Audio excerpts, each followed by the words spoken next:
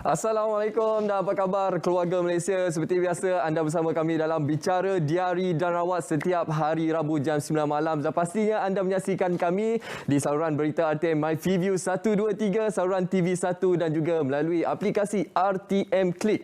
Seperti biasa setiap minggu kami akan bawakan kepada anda topik-topik perbincangan berkenaan kesihatan yang sangat penting untuk kita kongsi bersama dan juga kita ketahui apakah langkah-langkah terbaik untuk memastikan kesihatan kita sentiasa berada pada tahap yang optimum. Pada malam ini penonton, kami nak mengangkat satu topik yang sangat-sangat penting dan bermanfaat, iaitu berkenaan kencing tidak lawas. Jadi berkenaan topik kita pada malam ini, sudah pastinya kami ingin mengalu-alukan kepada anda untuk memberikan komentar-komentar anda ataupun ingin berkongsi pengalaman bersama kami dalam Bicara Diari dan Rawat. Dan pastinya anda boleh menghantar komentar-komentar anda di laman Facebook rasmi kami, iaitu Berita RTM. Jadi sudah pastinya kita akan bersama dengan tetamu kita ataupun pakar perubatan kita pada malam ini, dan juga kami akan membuka talian kepada anda untuk anda berkongsi cerita dan juga untuk mempertanyakan soalan kepada pakar perubatan kita pada malam ini. InsyaAllah pastinya topik pada malam ini sangat bermanfaat untuk kita semua. Jadi terlebih dahulu sebelum kita bersama dengan tetamu kita di studio pada malam ini untuk kita melanjutkan perbincangan berkenaan kencing tidak lawas ini, kita saksikan terlebih dahulu kapsul yang kami sediakan ini.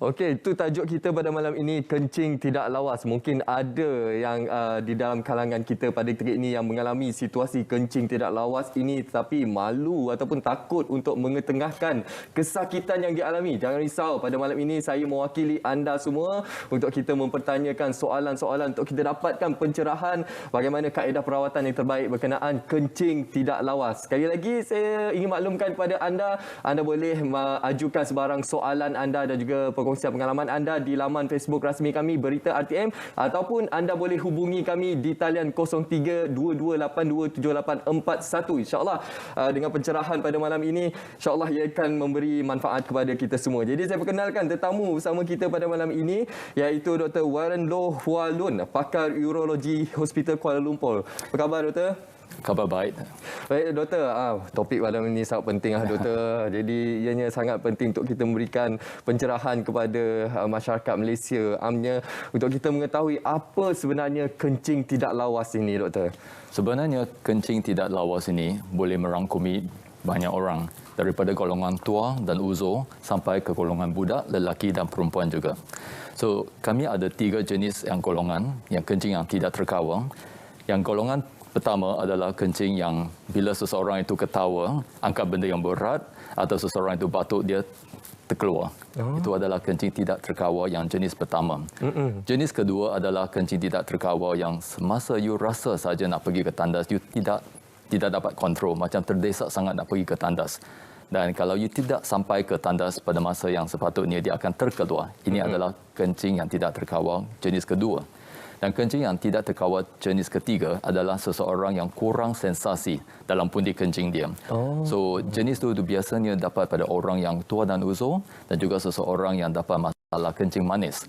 Kerana kalau seseorang itu menghadapi masalah kencing manis dan pundi kencing mereka itu sentiasa kurang rasa dan kurang daya pengecutan. Sebab itu dia terlalu banyak kencing dekat dalam dan mereka tidak terasa sampai dia terlimpah keluar. So ini adalah golongan yang ketiga.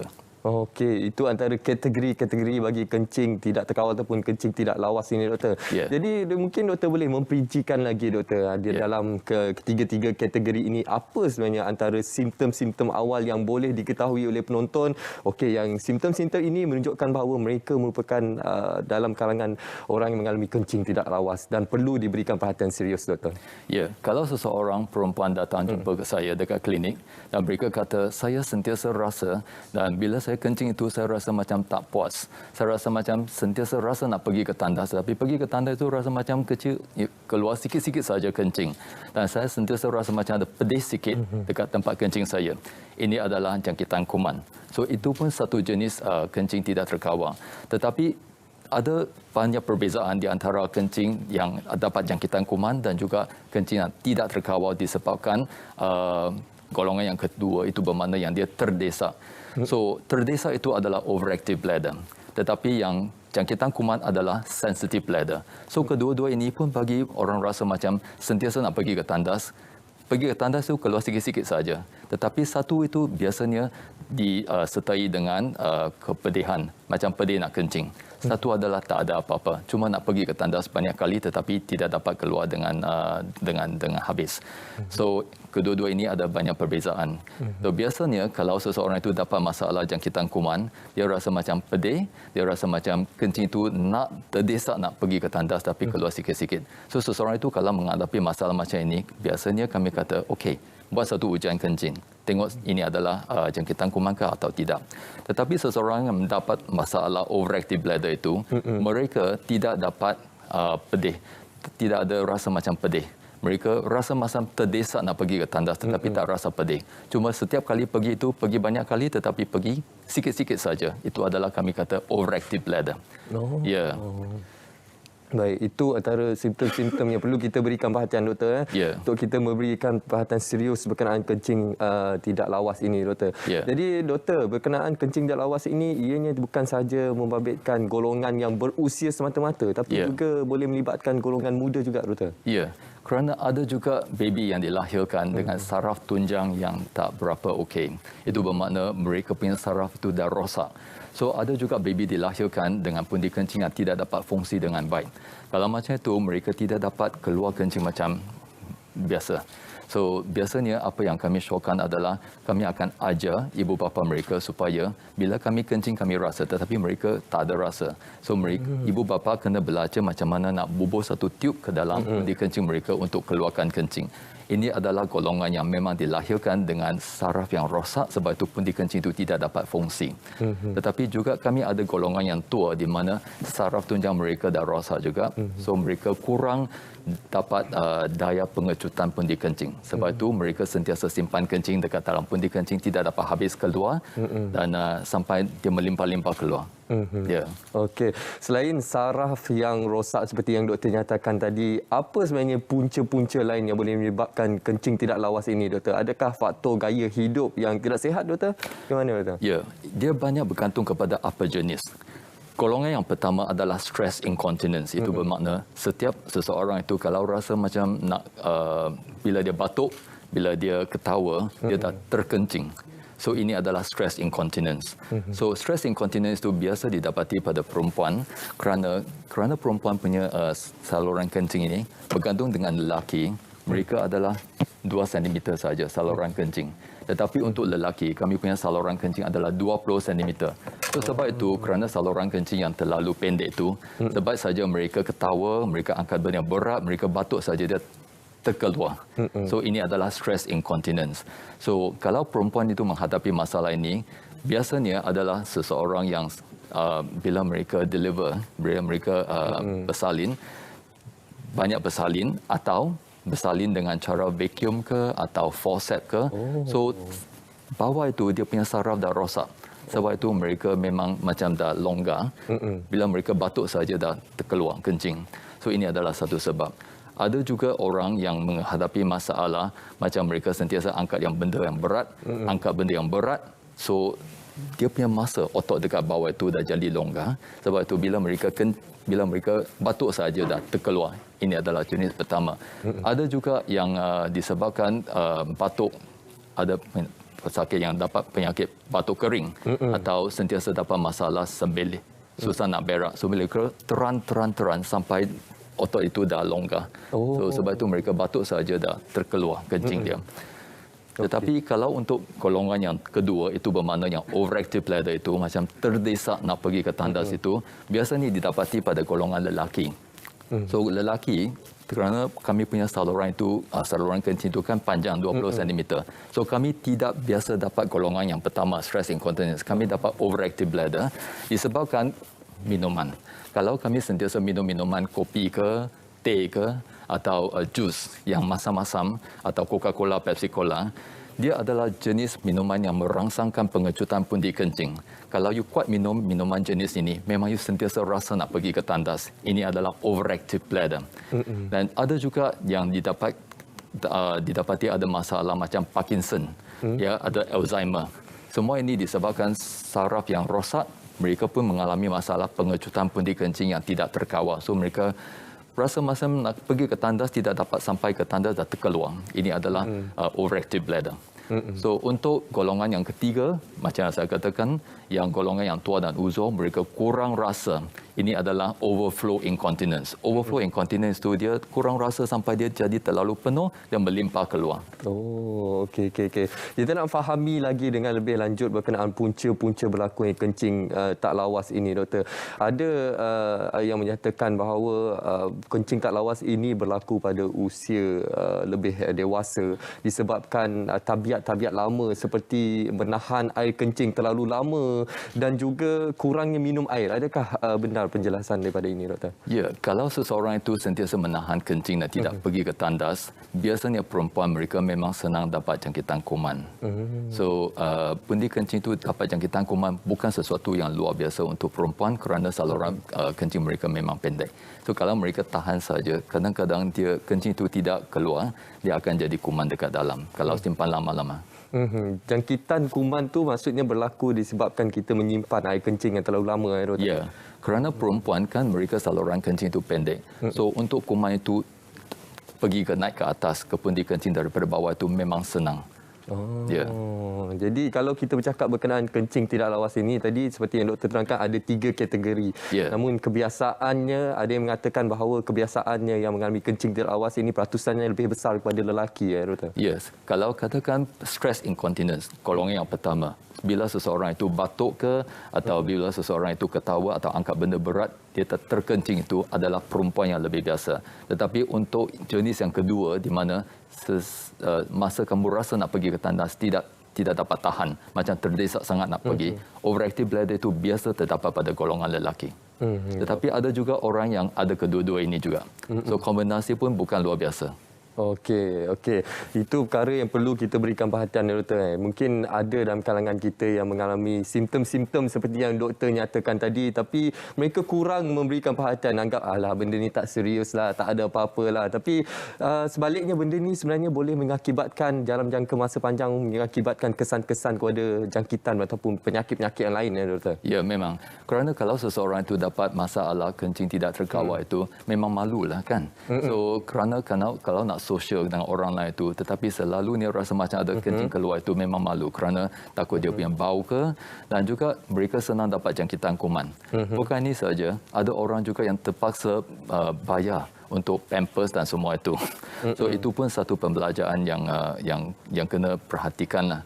Dan of course kalau katakan orang yang tua dan uzur itu selalunya guna pampers itu, mesti ada seseorang caretaker untuk tukar dia punya pampers dan semua itu. Ini adalah beban untuk caretaker itu. Okey, jadi topik ini sangat penting untuk kita sampaikan kepada anda semua, iaitu berkaitan kencing tidak lawas. Dan pastinya kami akan membuka ruang untuk anda mempertanyakan sebarang persoalan yang ingin kita ajukan kepada pakar kita pada hari ini. Anda boleh hantar ke laman Facebook kami rasmi kami, iaitu Berita RTM. InsyaAllah saya akan baca, ataupun anda boleh hubungi kami di talian 0322827481. Namun selepas ini saya akan bacakan persoalan yang diajukan oleh Puan Nini. Tapi kita berehat seketika, kita akan kembali selepas ini.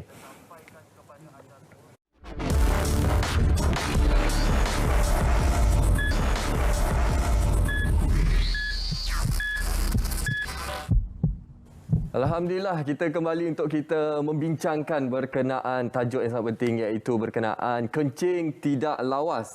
Seperti yang saya nyatakan tadi, saya akan baca soalan-soalan yang anda ajukan di laman Facebook rasmi kami Berita RTM. Teman sekali, doktor, saya ingin bacakan soalan daripada Puan Norhanin Talha. Ini berkaitan dengan rawatan. Saya kira berkaitan dengan rawatan ini sebentar saja lagi kita akan diskusikan, kita akan berikan pencerahan kepada anda, Puan Norhanin. Tapi ada soalan daripada Puan Nur Jelsin Majid. Pada waktu malam saya kerap buang air kecil. Ini mengganggu waktu tidur saya. Dalam 5 kali setiap malam saya membuang air kecil. Jadi apakah masalah yang dialami saya ini, doktor? Okey. Selalu satu sebab yang agak biasa yang biasanya dikomplain oleh pesakit adalah kalau mereka pergi ke tandas itu biasanya siang rasa tak berapa sangat, tetapi malam itu kena pergi banyak kali. Pertamanya, waktu malam kan kami punya suhu itu akan kurang sikit, akan turun sikit. So kalau you ada dekat satu bilik yang ada aircon atau musim sejuk atau musim hujan, memang kami sentiasa rasa nak pergi ke tandas, itu biasa. Dan keduanya, itu banyak bergantung kepada sama ada you minum air yang akan menyebabkan pengecutan pundi kencing lebih kerap, terutamanya malam. Kalau you minum kopi, minum teh, minum jus, orange juice, lime juice ke, atau Coca-Cola waktu malam, mestilah you sentiasa akan pergi ke tandas. Satu lagi adalah disebabkan oleh seseorang yang kalau dia kurang dapat tidur. Kerana biasanya siang kami kencing macam biasa. Tetapi malam bila kami tidur, satu jenis hormon akan dikeluarkan daripada otak kami. Dia akan macam dia akan concentratekan kami punya kencing. So dia memekatkan kami punya kencing itu jadi macam 1/3 daripada yang siang punya. Tetapi hormon itu akan keluar bila kami tidur. Kalau kami tak tidur, seseorang yang kurang tidur, tidak dapat tidur, hormon tidak dapat keluar. Kalau hormon tidak dapat keluar itu bermakna waktu malam you kencing sama sekali dengan waktu siang. So orang golongan tua yang hadapi masalah tidur itu sentiasa tidak dapat tidur, sentiasa pergi ke tandas. Lebih pergi ke tandas, lebih lagi tak payah tidur. So dia macam satu vicious cycle. Ya. Jadi bagaimana doktor? Bagi yang kerap kencing malam ini doktor, adakah mereka dicadangkan untuk tidak ataupun mengurangkan kadar minuman mereka pada waktu malam atau bagaimana doktor? Itu pun sangat mustahak kerana seseorang itu kalau untuk manusia yang biasa kami minum 7 sampai 8 gelas ya. Tetapi kalau 7 sampai 8 gelas itu bermakna you mesti ikut itu sama rata. You boleh minum katakan 3-4 glasses waktu pagi dan tengah hari itu mungkin 2-3 dan malam itu mungkin 1. Dan waktu malam sebelum you tidur itu lebih kurang 3 jam sebelum itu you minum dan selepas itu jangan minum dah. Kerana satu gelas itu lebih kurang 350 ml tetapi pundi kencing kami adalah 400 ml. Kalau you minum dalam 1-2 jam dia dah sampai ke pundi kencing. Kalau you kuat minum malam, terutamanya kalau you minum sup lah dan makan buah-buahan lah, semua itu yang mengandungi air itu mestilah kuat pergi ke tandas. Okey, itu perkara yang sangat penting lah untuk kita fahami berkenaan situasi semasa khususnya bagi anda yang mengalami situasi kerap kencing malam ini.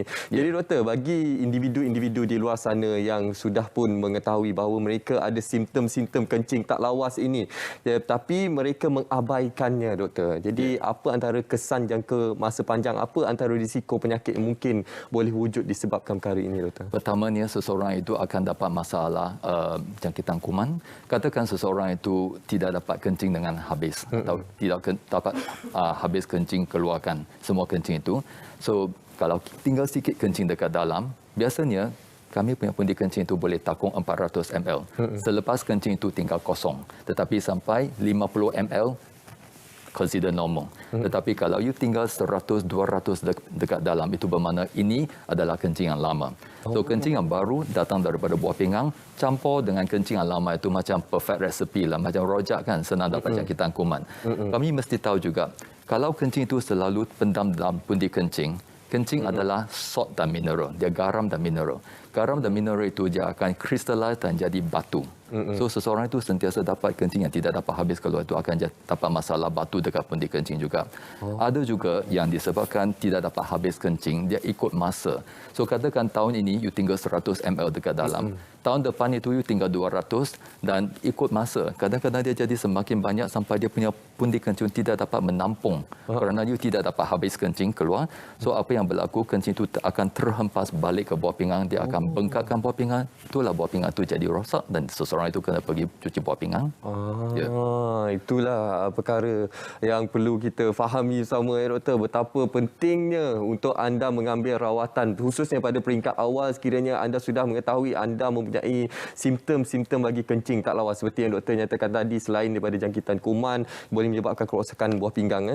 Doktor, ada soalan daripada Encik Fazli ini. Doktor, bila makan buah seperti tembikai waktu malam, saya kerap membuang air kecil. Saya rasa doktor dah memberikan penjelasan tadi doktor. Bila kita makan buah-buahan yang terlalu banyak air, ini akan menyebabkan kita kerap kencing. Lebih-lebih lagi yang masam punya. Yang macam orange atau lime. lebih-lebih memupuk pengecutan pundi kencing. Okey, itu pencerahan daripada doktor. Harap ianya dapat membantu Encik Fazli berkenaan persoalan yang diajukan. Okey doktor, bila bercakap berkenaan kencing tidak lawas ini, mungkin ada dalam kalangan kita yang mengambil kaedah-kaedah alternatif, kaedah-kaedah tradisional di luar sana yang kononnya mampu dapat mengubati kencing tidak lawas ini. Antaranya doktor yang boleh saya kongsikan adalah minum air rebusan sirih 2 kali sehari dan juga minum air basuhan beras untuk merawat ataupun memastikan kencing kita menjadi lebih lawas. Jadi komen doktor berkenaan petua-petua tradisional ini doktor. Sebenarnya kalau you tanya saya rasa biasanya kami syorkan supaya seseorang itu minum bali kerana bali itu dia macam sesuatu yang boleh membersihkan kami punya sistem. Ya. Selain daripada itu, kalau you katakan yang macam air beras dan semua itu, banyak bergantung kepada apa sebab. Kerana kalau seseorang itu tidak dapat kencing dengan lawas disebabkan macam lelaki yang tua itu menghadapi masalah prostat yang besar, kalau you tak selesaikan masalah prostat itu, macam mana dia boleh habis kencing? Dia sentiasa akan dapat kencing kumpul dekat pundi kencing, memang tidak dapat habis. So you minum apa jenis minuman pun tak ada guna. Ya, banyak bergantung kepada apa sebab dia. Okey, adalah sebaiknya untuk kita mendapatkan rawatan ataupun nasihat daripada pakar-pakar ya doktor sebelum kita mengambil langkah-langkah ataupun beralih kepada petua-petua tradisional ya doktor. Okey, jadi kepada anda selain kami membuka ruang untuk anda mempertanyakan sebarang soalan di laman Facebook Berita RTM, anda juga boleh menghubungi kami di talian 0322829841. Kami ingin mendengar persoalan daripada anda. InsyaAllah kita akan ajukan, kita akan kongsikan permasalahan ini bersama pakar kita pada hari ini. Baik doktor, bila berkenaan kencing tak lawas ini, jadi apa antara perkara yang cukup penting yang mungkin kita boleh gambarkan di sini doktor, daripada gambar rajah yang boleh kita kongsikan kepada penonton, apa antara perkara penting yang boleh kita lakukan khususnya untuk kita memastikan gaya hidup yang lebih sihat, mengelakkan kencing tidak lawas ini doktor? Saya rasa kalau tengok yang gambar ini ya, kami ada 2 buah pinggang kan. So dia akan keluarkan kencing dalam tiub buah pinggang dan sampai ke pundi kencing. Untuk lelaki kami ada masalah prostat bila menjelang umur 50-an. So kalau seseorang itu, katakan lelaki biasanya dalam lingkungan 50 dan ke atas, mereka dapat masalah susah nak kencing atau kencing rasa tak habis nak kencing, biasanya kami kena bagi ubat. Ya, bergantung kepada betapa sumbat prostat itu. Kerana prostat yang besar itu, dia bukan saja besar keluar, dia akan besar ke dalam. Dia menyempitkan saluran kencing itu. So, seseorang itu tidak dapat habis kencing dengan lawas, dia akan dapat masalah jangkitan kuman dan dia akan dapat masalah batu dalam pundi kencing, dan selepas itu kalau kencing itu kumpul banyak sangat, dia akan melimpah keluar. Dan juga ada yang akan terhempas naik ke atas buah pinggang dan dapatkan masalah buah pinggang yang rosak dan kena cuci buah pinggang. Itu satu lagi permasalahan kan doktor? Jadi itu perkara yang perlu kita elakkan ya doktor dari peringkat awal lagi. Jadi doktor, banyak lagi persoalan sebenarnya kita nak ajukan kepada doktor, khususnya berkaitan dengan kaedah rawatan bagi masalah kencing tidak lawas ini. Tapi terlebih dahulu penonton, kita nak berehat seketika sekali lagi. Kita akan kembali selepas ini dengan lebih banyak lagi pencerahan berkenaan kencing tidak lawas ini.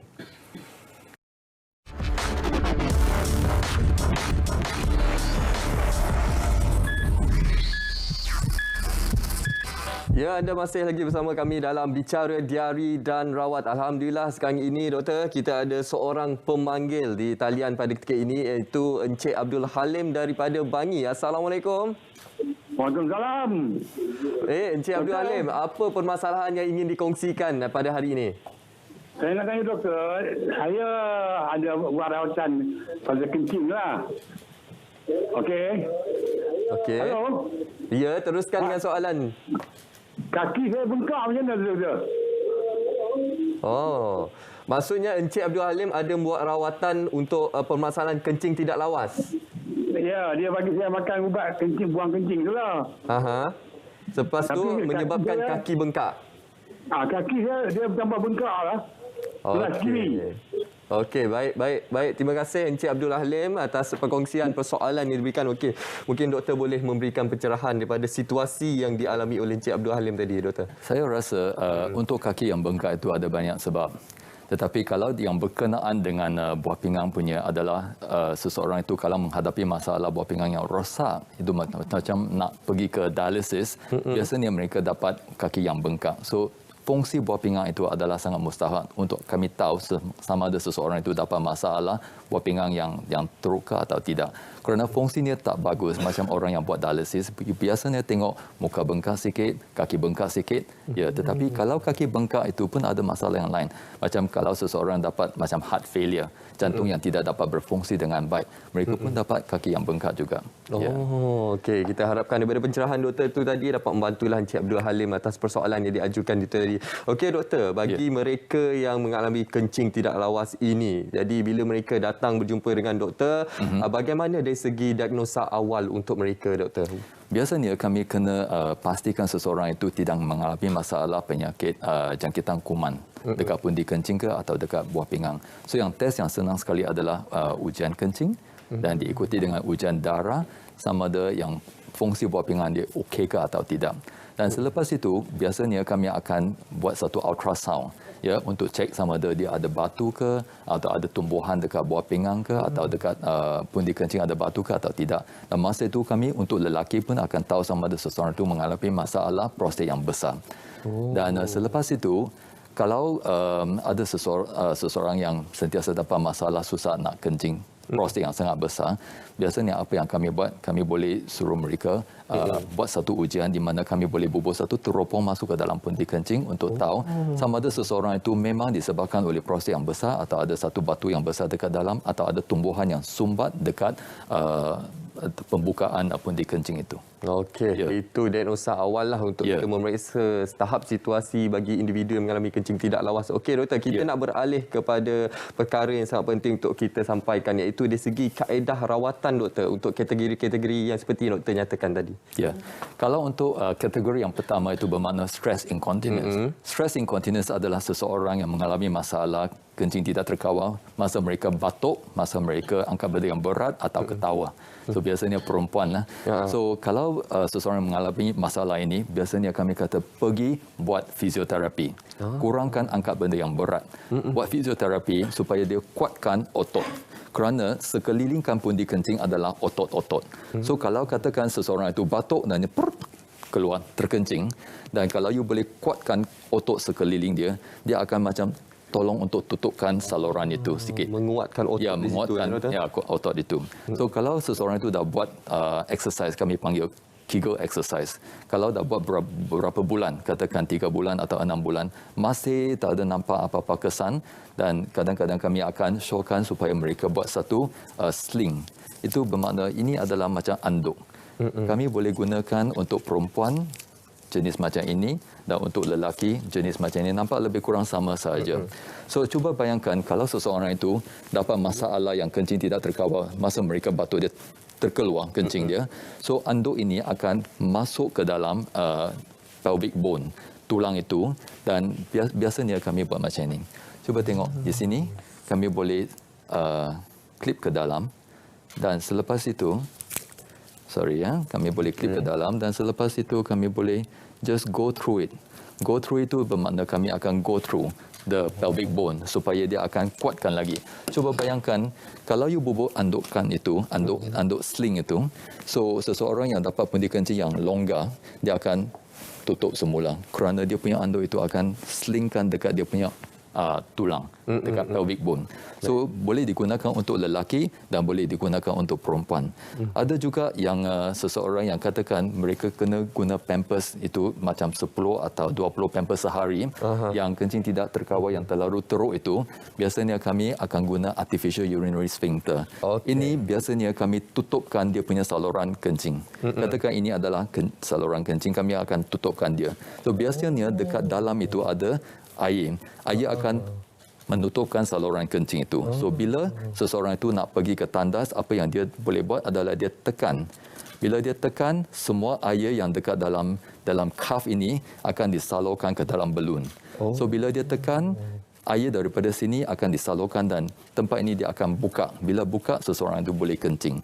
So selepas 2 minit, air daripada balon itu akan sampai fill up the whole cuff again. So dia akan menutupkan saluran kencing. So biasanya saluran kencing ini akan tutup sebab itu mereka dry.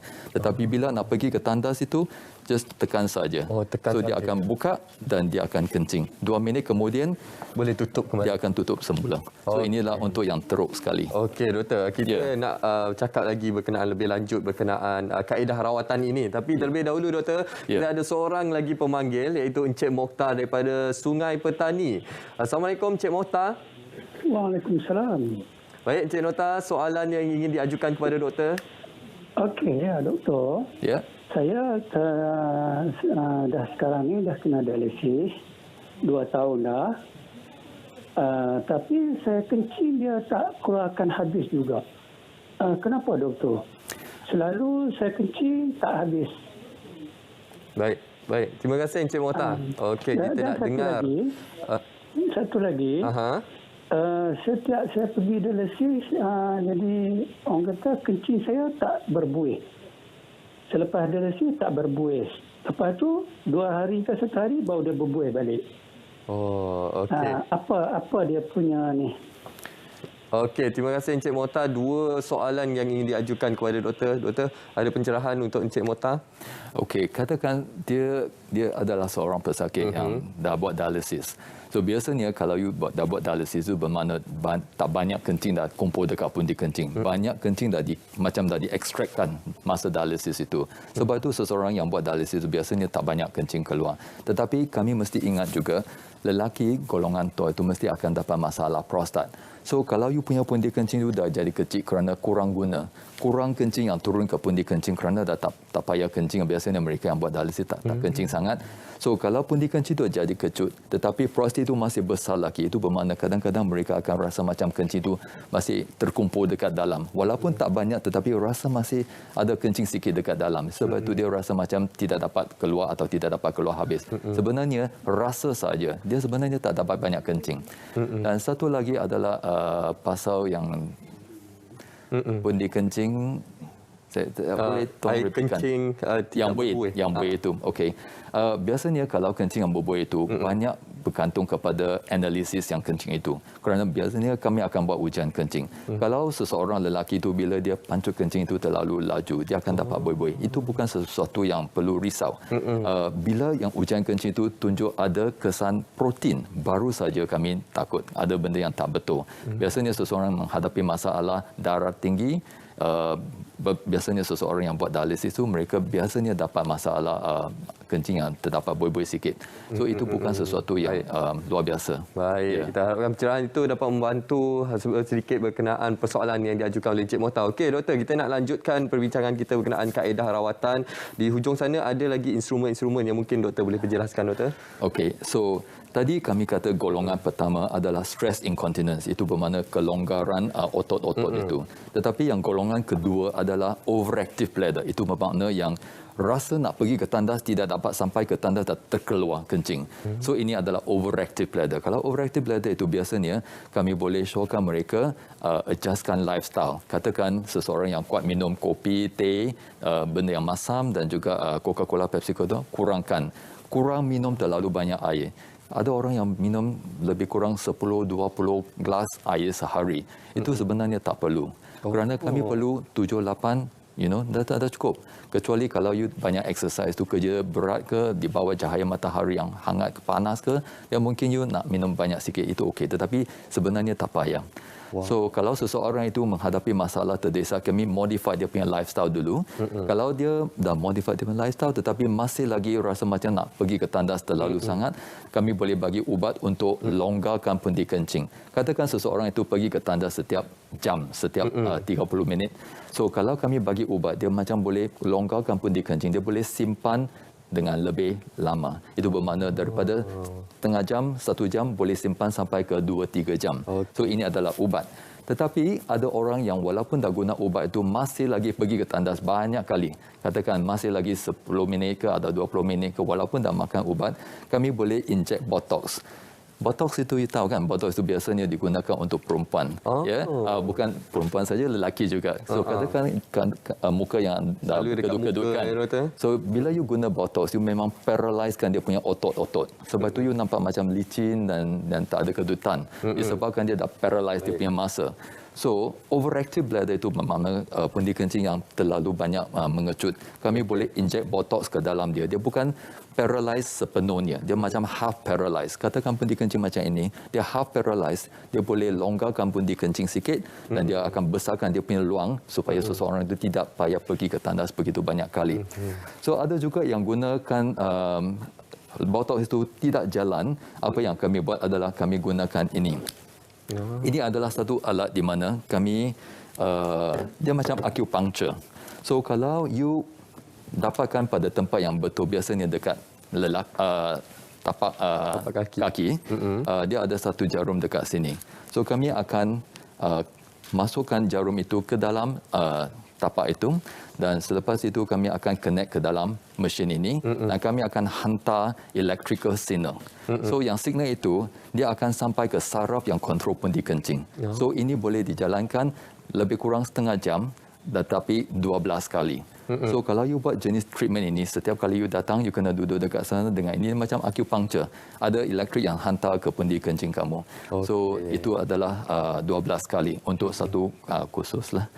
Dan yang last kali untuk seseorang yang memang dah cuba semua benda tetapi masih lagi menghadapi masalah yang kuat pergi ke tandas. So apa yang kami buat adalah kami guna ini. Ini adalah pacemaker. Pernah dengar kan heart pacemaker?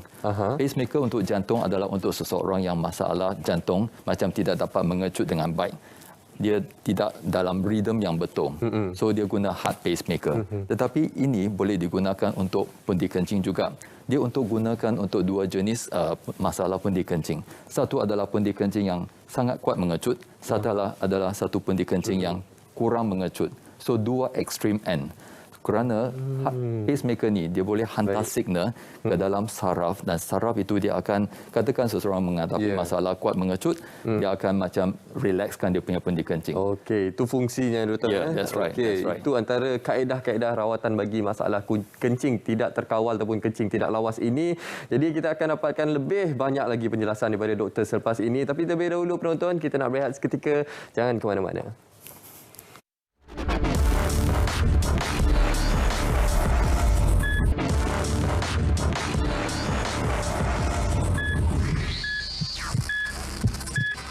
Alhamdulillah, terima kasih masih lagi setia bersama kami dalam Bicara Diari dan Rawat. Sudah pastinya setiap minggu kita akan bersama dengan rakan kita untuk Kapsul Farmasi. Kali ini Sof Hatun ingin berkongsi kepada anda apa antara tips-tips ataupun nasihat berkenaan untuk kita mengelakkan kesilapan berkenaan pengambilan ubat-ubatan di rumah. Sama-sama kita saksikan bersama dengan Sof Hatun.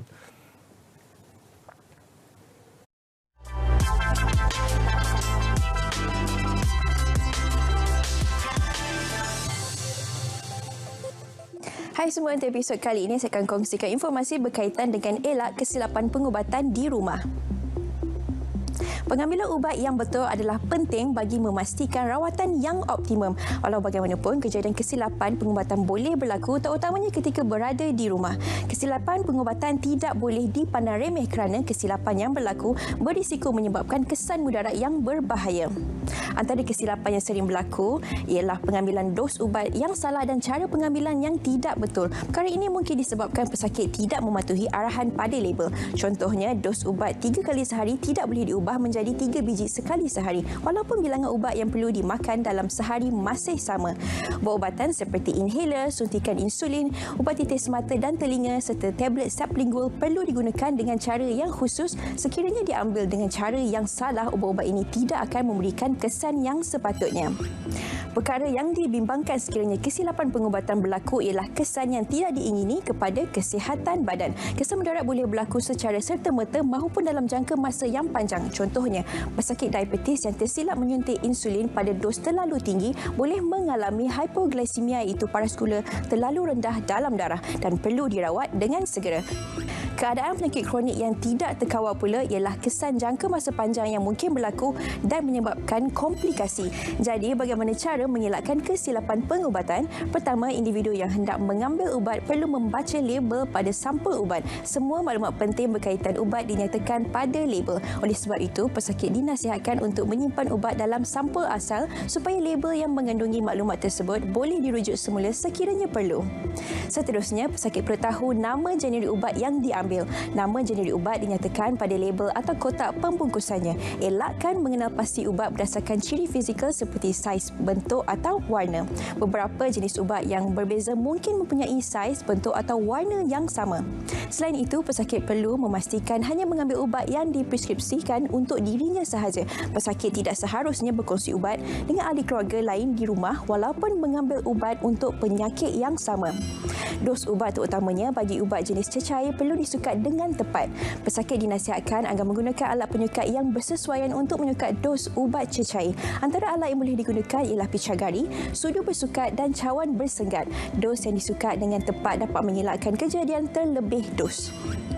Kaedah penyimpanan ubat juga perlu dititik beratkan bagi mengelakkan kesilapan pengubatan. Ubat perlu disimpan dalam bekas asal pada suhu yang disarankan dan jauh daripada capaian kanak-kanak.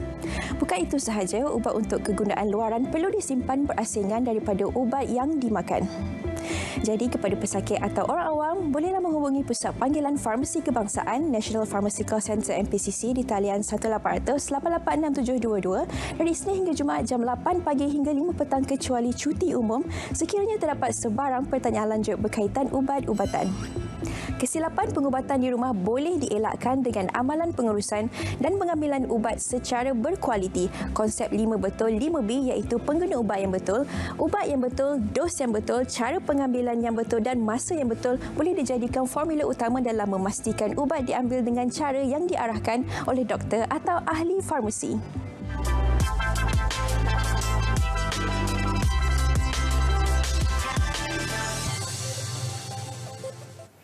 Baik, itu nasihat dan juga formula yang dikongsikan oleh Sof Hatun iaitu 5B untuk pengurusan pengambilan ubat-ubatan di rumah. Kita nak lanjutkan perbincangan kita berkenaan kencing tidak lawas ini.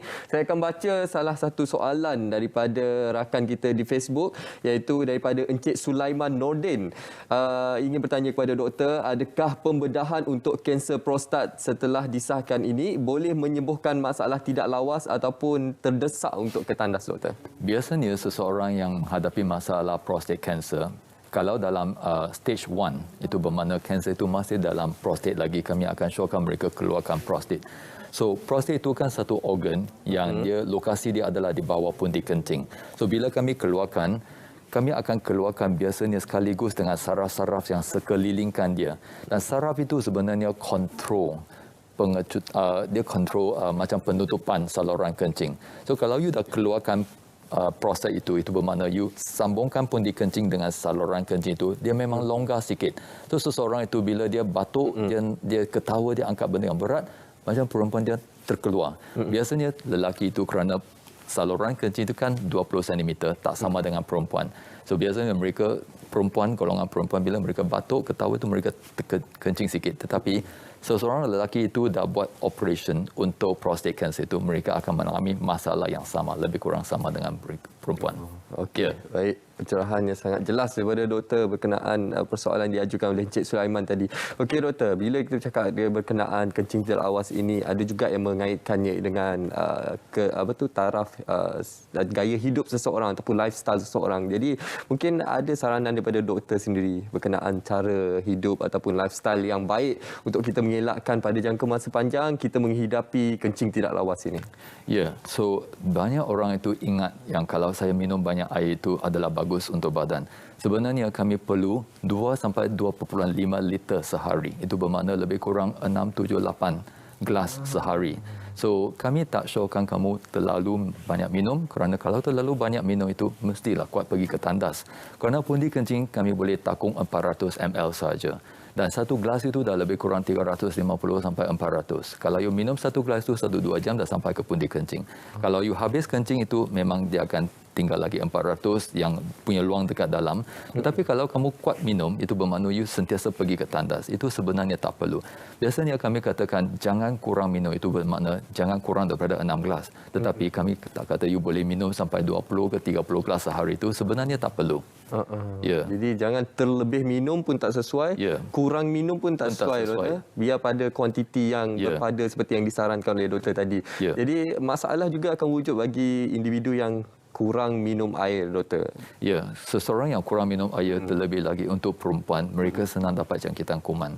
Dan juga kalau seseorang itu kurang minum air, dia pun boleh dapat masalah batu dalam pundi kencing atau dalam buah pinggang. Okey, itu masalah yang mungkin wujudlah, masalah pundi kencing dan sebagainya. Jadi ada juga yang menyatakan dalam bila kita cakap berkenaan kencing tak lawas ini, jangan sampai kita menahan air kencing terlalu lama, doktor, kerana ini tidak elok untuk keadaan pundi kencing kita, doktor. Ya, kerana pundi kencing kami boleh simpan sampai 400 ml saja. Kalau dah kuat tahan kan, so dia akan jadi semakin kembang. So daripada 400 itu dia boleh sampai ke 600, 800, dan juga ada juga yang disebabkan lelaki dapat prostat yang besar dekat bawah, dia tidak dapat habis kencing, so dia memang kumpul sampai 1 liter atau 1.5 liter dalam pundi kencing. So kalau macam itu, pundi kencing itu akan rosak, kerana pundi kencing kami ada 7 lapisan. Kerana kalau dia sentiasa dalam tension, macam high pressure cooker lah dekat dalam, so dia akan tekan pada dinding dia akan jadikan dia semakin nipis dan dia akan rosakkan pundi kencing. Dia akan hilang daya pengecutan. Okey, doktor, adakah masalah kencing tidak lawas ini boleh dikaitkan dengan seseorang individu yang mempunyai masalah berat badan berlebihan ataupun obesiti, doktor? Yes. Kalau obesiti itu bermakna dia jisim besar kan. So you tahu kan, pundi kencing itu diikuti dengan otot-otot. Selalunya pundi kencing dia punya tempat, katakan saraf-saraf di sekeliling prostat untuk lelaki itu dia kontrol 50%. Otot-otot yang sekeliling dia kontrol 50% juga. So ini semuanya adalah untuk menutupkan saluran kencing itu. Kalau seseorang itu dah terlalu gemuk ke, dah obesiti itu ke, dia memang macam challenge dekat dia punya otot muscle sekeliling pundi kencing itu, dia akan longgarkan dia. Sebab itu mereka senang dapat kencing tidak terkawal. Bila batuk saja dah terkeluar kencing. Okey, soalan yang sudah pastinya ingin diketahui oleh penonton kita, adakah masalah kencing tidak lawas ini boleh dirawat ataupun sembuh sepenuhnya, doktor, dengan rawatan-rawatan yang diberikan, doktor? Biasanya kami boleh kata boleh capai lebih kurang 90% sampai 100%, kerana katakan seseorang itu katakan dia kencing itu tidak terkawal disebabkan kelonggaran otot. Kalau saya buat sesuatu operation dan saya ketakkan dia terlalu sangat, apa yang akan berlaku? Dia tidak dapat kencing. So sebab itu kami biasanya boleh capai seberapa yang boleh, tetapi kami tak boleh nak bagi dia 100% macam dulu. Kerana nak bagi 100% itu bermakna tidak dapat kencing lah. Okey.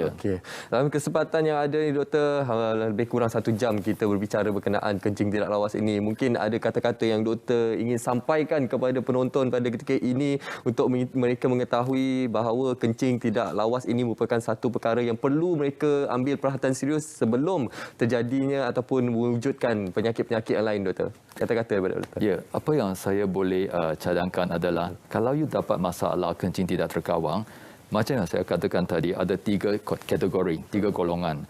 So, ada golongan yang boleh dirawati dengan ubat, ada golongan yang tidak dapat dirawati dengan ubat, kena guna pembedahan. So, sangat mustahil untuk kami kena pastikan apa jenis kategori itu supaya kami boleh bagi rawatan yang betul. So, jangan pula ambil ubat-ubat itu, ubat kampung ke atau kerana you tak tahu apa asal unsur dia. Ya. Baik, itu pencerahan daripada doktor. Harap dapat membantu ataupun memberikan manfaat kepada anda semua berkenaan topik kita pada malam ini, iaitu kencing tidak lawas. Walaupun saya ingin ucapkan terima kasih kepada Dr. Warren Loh Hua Loon, pakar urologi Hospital Kuala Lumpur. Terima kasih banyak-banyak, doktor. Terima kasih. Dan juga kami ingin panjangkan terima kasih kepada anda semua yang telah pun mengajukan soalan di laman Facebook rasmi kami Berita RTM dan juga pemanggil-pemanggil kami atas persoalan yang telah pun diberikan. Jangan lupa untuk saksikan siaran ulangan Bicara Diari dan Rawat pada hari Jumaat jam 3.30 petang, insya-Allah. Pada minggu hadapan kami akan bawa satu lagi topik yang sangat penting untuk kita ketahui bersama, iaitu berkenaan kanser cervix. Jadi teruskan kesetiaan anda bersama kami dalam Bicara Diari dan Rawat. Saya Munawar Azmi. Kami mengundur diri. Assalamualaikum dan salam hormat.